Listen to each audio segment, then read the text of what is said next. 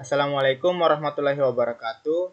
Perkenalkan, saya Alam Samangindala dari Prodi Kimia kelas A semester 3. Video ini saya buat untuk memenuhi ujian akhir semester pada mata kuliah Kimia Anorganik 2, yang dimana pada video kali ini akan membahas tentang jurnal yang saya dapatkan di Science Direct yang berjudul Insect into the Use of Green Leaching System Based on Glycine for the Selective Recovery of Copper, atau wawasan tentang penggunaan sistem pelintihan ramah lingkungan berdasarkan glisin untuk memperoleh tembaga secara selektif.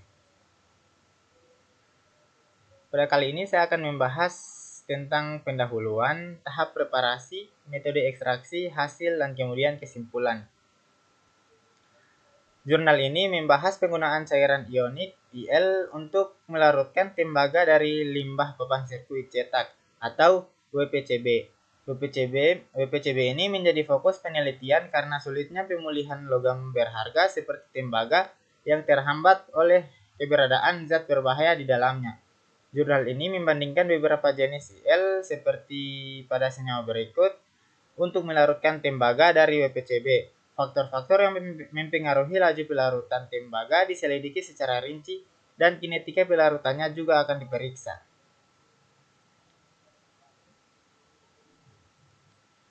Limbah elektrolit atau yang dikenal sebagai EWAST merujuk pada semua barang-barang elektronik yang sudah tidak terpakai atau rusak.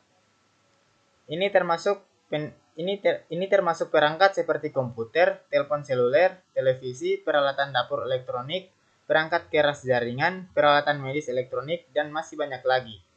Ketika perangkat elektronik ini sudah tidak terpakai lagi, mereka seringkali dibuang menjadi sampah. Namun, ini menciptakan masalah lingkungan yang serius karena komponen-komponen elektronik pada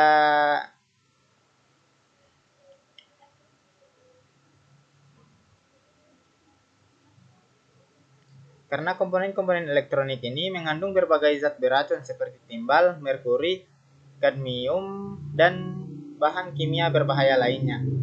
Salah satu bagian terpenting dari limbah elektronik adalah Waste Printed Circuit Boards atau WPCB, atau yang kita kenal dengan papan sirkuit cetak. WPCB terbuat dari lapisan tembaga yang dipasang pada substrat non-konduktif seperti fiberglass atau resin. Mereka adalah bagian krusial dari hampir semua perangkat elektronik karena menyediakan jalur listrik untuk komponen-komponen elektronik yang memproses informasi.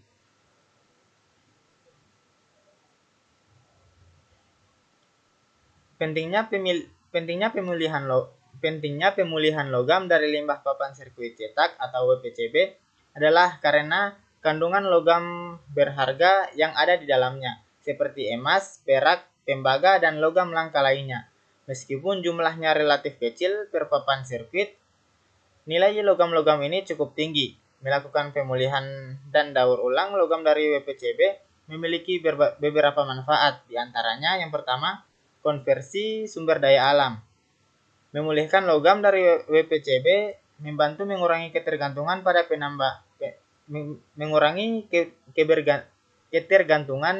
penambangan. Konservasi sumber daya alam. Memulihkan logam dari WPCB membantu mengurangi ketergantungan pada penambangan baru untuk memperoleh logam langka dan berharga.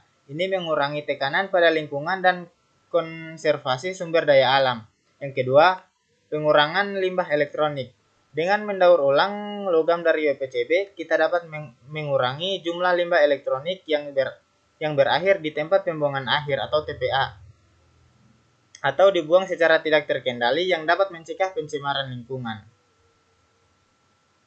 Yang ketiga, pengurangan dampak lingkungan. Pemrosesan limbah elektronik secara tidak aman dapat menyebabkan pencemaran tanah, air, dan udara oleh bahan-bahan berbahaya. Daur ulang logam dari WPCB dapat membantu mengurangi dampak negatif ini. Yang keempat, potensi ekonomi. Logam-logam yang dipulihkan dari WPCB dapat digunakan kembali dalam industri elektronik atau dijual ke pasar logam. Ini memberikan potensi ekonomi dari limbah elektronik. Pemulihan logam dari limbah papan sirkuit cetak atau WPCB adalah langkah penting yang dalam upaya untuk mengurangi dampak lingkungan dan bermanfaat bagi sumber daya yang berharga dalam limbah elektronik. Inovasi dan teknologi dalam proses daur ulang ini terus dikembangkan untuk memastikan bahwa limbah elektronik dapat dikelola dengan lebih efisien dan bertanggung jawab. Tujuan utama dari penelitian ini yang dijelaskan dalam jurnal tersebut adalah untuk mengeksplorasi penggunaan cairan ionik IL sebagai alternatif dalam proses pelarutan tembaga dari limbah papan sirkuit cetak atau WPCB. WPCB merupakan salah satu jenis limbah elektronik yang mengandung berbagai logam berharga seperti tambang, namun sulit untuk dipulihkan karena keberadaan zat berbahaya di dalamnya.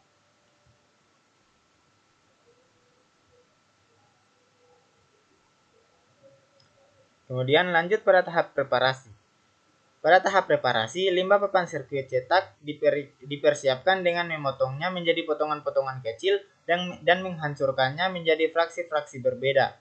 Proses ini dilakukan untuk mempersiapkan sampel yang akan digunakan dalam eksperimen pelarutan tembaga.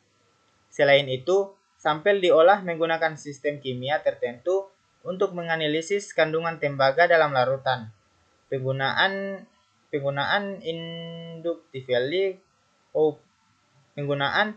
inductively coupled plasma optical emission spectrometer atau ICP-OES membantu dalam analisis konsentrasi tembaga dari sampel.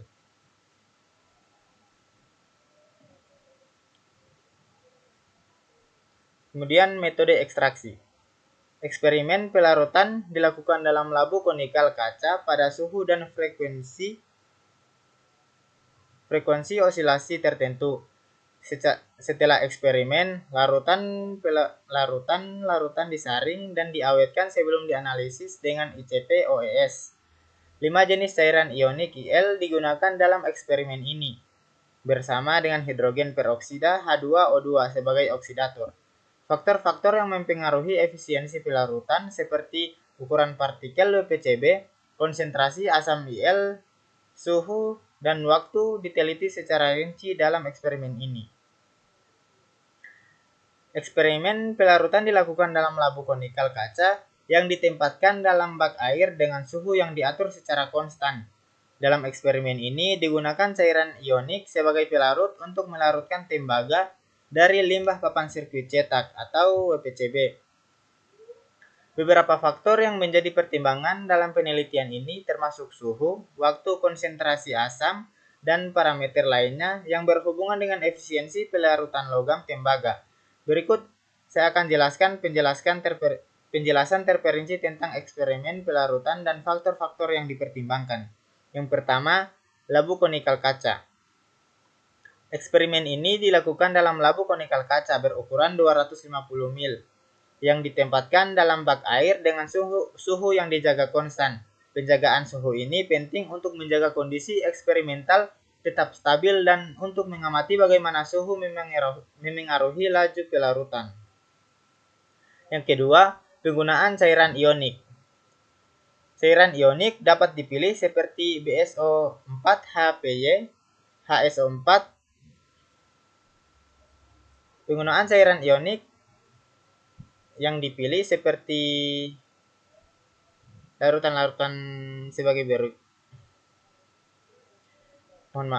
Penggunaan cairan ionik yang dipilih digunakan sebagai pelarut untuk melarutkan tembaga dari limbah elektronik.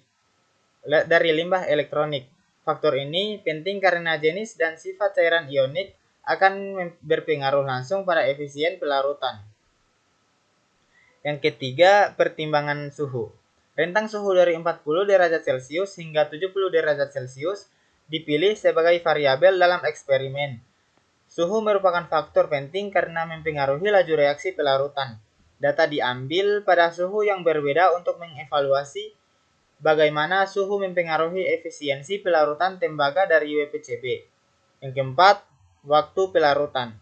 Waktu reaksi juga dijadikan variabel dalam eksperimen ini. Suspensi diambil pada interval waktu tertentu untuk mengevaluasi sejauh mana proses pelarutan telah berlangsung selama periode waktu tertentu. Yang kelima, konsentrasi asam IL. Konsentrasi asam IL dalam larutan cair dipertimbangkan sebagai faktor penting. Berbagai konsentrasi cairan ionik digunakan untuk melihat bagaimana perubahan konsentrasi dapat mempengaruhi laju dan efisiensi pelarutan tembaga. Kemudian yang keenam, penambahan hidrogen peroksida atau H2O2. Hidrogen peroksida H2O2 digunakan sebagai oksidator dalam beberapa kondisi eksperimen. Penggunaan H2O2 mungkin meningkatkan efisiensi pelarutan dengan membantu dalam proses oksidasi logam tembaga. Yang ketujuh, parameter lain yang terkait. Parameter lain yang berkaitan dengan setiap eksperimen seperti rasio padat cair, jumlah penambahan asam IL, jumlah penambahan H2O2, dan parameter terperinci lainnya juga dipertimbangkan dalam penelitian ini. Dengan memperhatikan faktor-faktor ini, penelitian ini bertujuan untuk memahami secara rinci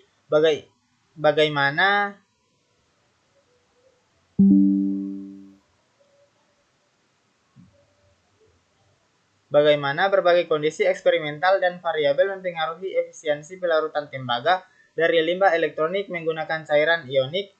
Dengan memahami faktor-faktor ini, penelitian ini memberikan wawasan mendalam tentang pelarutan logam dari limbah elektronik dan bagaimana parameter-parameter tersebut dapat dioptimalkan untuk mencapai efisiensi yang tinggi dalam pemulihan logam berharga.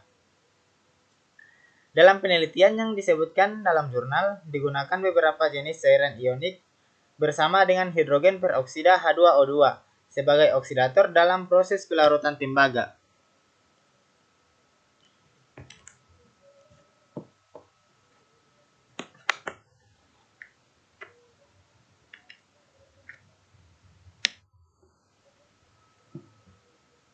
Berikut saya akan jelaskan jenis-jenis cairan ionik yang digunakan beserta peran hidrogen peroksida H2O2 sebagai oksidator. Yang pertama, hidrosulfat N-sulfobutyl piridinium. Itu salah satu jenis cairan ionik yang digunakan dalam penelitian.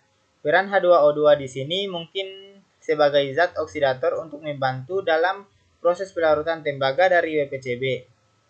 Kemudian yang kedua, 1-sulfobutyl 3-metil-midazolium hidrosulfat.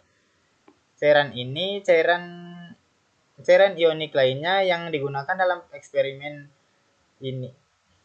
Cairan ini adalah cairan yang digunakan dalam eksperimen ini. Hidrogen peroksida kemungkinan digunakan sebagai agen oksidasi untuk membantu dalam melarutkan tembaga dari limbah elektronik. Kemudian yang ketiga, trifluorometan sulfonat N-sulfobutyl piridinium. Jenis cairan lainnya yang termasuk dalam penelitian. Penggunaan H2O2 dalam konteks ini memungkinkan untuk meningkatkan efisiensi pelarutan tembaga dari WPCB. Kemudian yang keempat, cairan metilmidazolium hidrosulfat.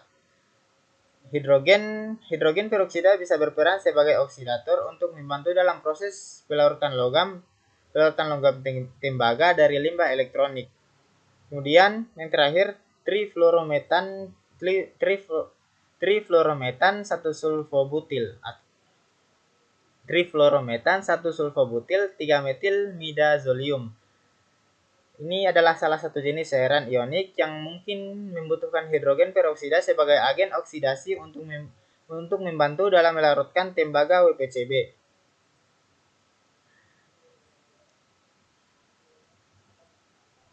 Hidrogen peroksida H2O2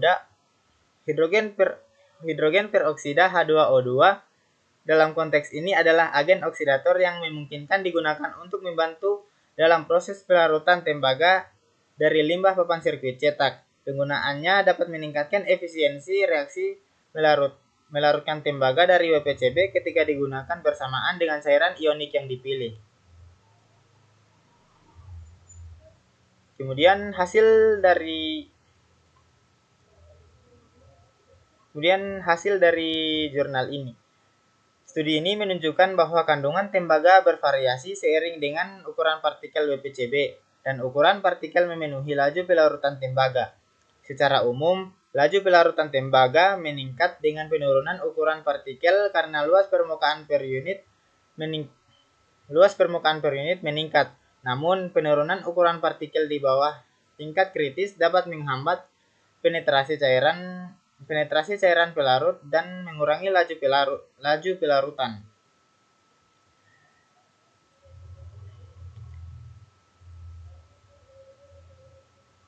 Hasil lain menunjukkan bahwa beberapa jenis cairan ionik lebih efisien dalam melarutkan tembaga dari WPCB dibandingkan dengan larutan yang lain. Asam Il dengan H2SO4 cenderung lebih efisien daripada asam Il dengan CF3SO3 dalam melarutkan tembaga dari WPCB.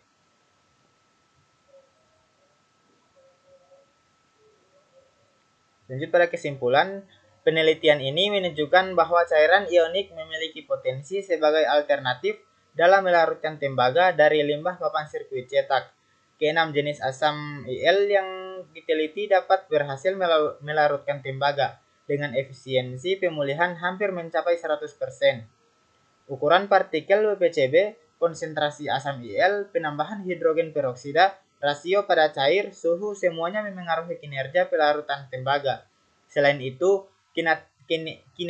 kinetika pelarutan menunjukkan bahwa difusi memainkan peran penting dalam proses pelarutan, yang dapat menjadi wawasan penting untuk pengembangan metode pemulihan logam dari limbah elektronik di masa depan.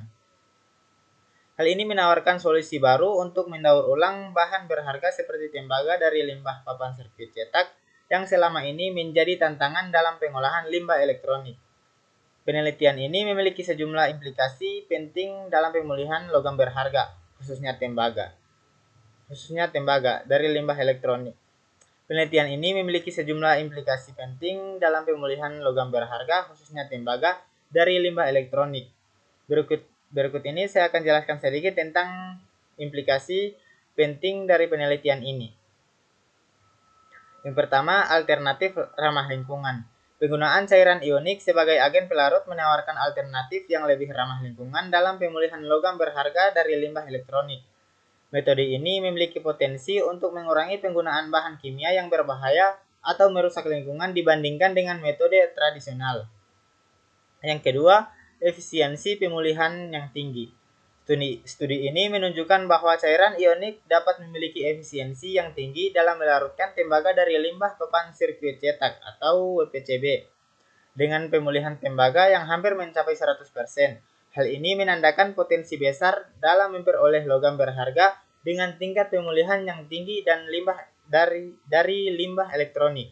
Yang ketiga, pengembangan metode pemulihan yang lebih efektif. Penelitian ini memberikan dasar untuk mengembangkan metode pemulihan logam berharga yang lebih efektif dan efisien dari limbah elektronik. Dengan mengeksplorasi berbagai jenis cairan ionik dan memahami faktor-faktor yang mempengaruhi pelarutan, penelitian ini juga membuka jalan bagi pengembangan teknologi pemulihan yang lebih canggih di masa depan. Yang keempat, pemahaman lebih lanjut tentang proses pemulihan logam. Studi ini memberikan wawasan yang lebih mendalam tentang mekanisme pelarutan logam dari limbah papan sirkuit cetak. Penggunaan cairan dari limbah papan sirkuit cetak menggunakan cairan ionik. Pemahaman yang diperoleh dari penelitian ini dapat menjadi landasan bagi penelitian untuk meningkatkan teknik pemulihan logam dari limbah elektronik secara keseluruhan. Yang kelima, dorongan untuk praktik daur ulang yang berkelanjutan. Dengan menunjukkan koefisien cairan ionik dalam pemulihan logam berharga dari limbah elektronik, penelitian ini dapat mendorong praktik daur ulang yang lebih berkelanjutan. Hal ini dapat menjadi dorongan bagi industri untuk mengadopsi metode yang lebih ramah lingkungan dalam memproses limbah elektronik. Dengan menggali potensi cairan ionik dan memahami lebih dalam tentang efisiensi dan mekanisme pelarutannya, penelitian ini memberikan kontribusi penting dalam mengembangkan solusi yang lebih baik dalam pemulihan logam berharga dari limbah elektrolit sambil memperhatikan perlindungan lingkungan. Mungkin cukup sekian penjelasan dari saya. Wassalamualaikum warahmatullahi wabarakatuh.